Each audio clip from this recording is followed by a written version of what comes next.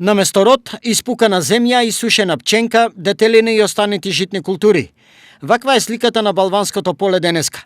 Вода нема ни за лек. Бројните дефекти на системот за наводнување исушија над 1000 хектари со фурешни и житни култури. Земјоделците се револтирани. Исуши се полето. Што ќе правиме?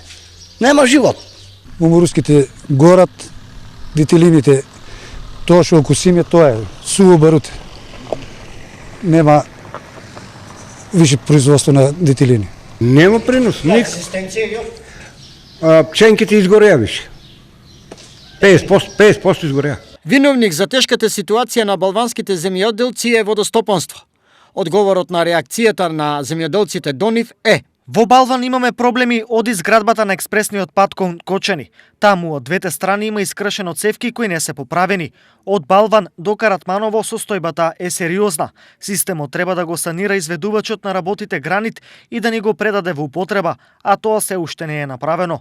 Во останатите делови има повеќе дефекти, но немаме делови за да ги санираме сите.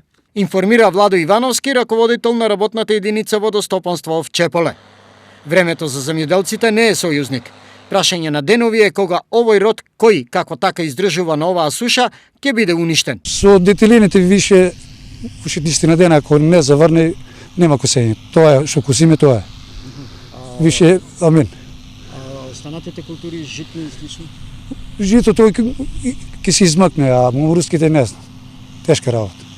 Ако не наводнуваме, тешко. За колку време тоа отприлика?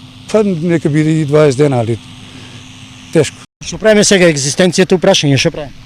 Ништо ќе чекаме од Бога. Да заврне, ако заврне, може ќе извадиме нешто, ако не. Во очекување на било какво решение, над 50 на земјоделски семејства од Долни Балван стравуваат. Во неврат може да отидат повеќе од сегашните 1000 хектари. Сега, се е оставено на временската состојба. Но актуелните тропски температури не им влеваат оптимизам за било каков излез од овој безизлез.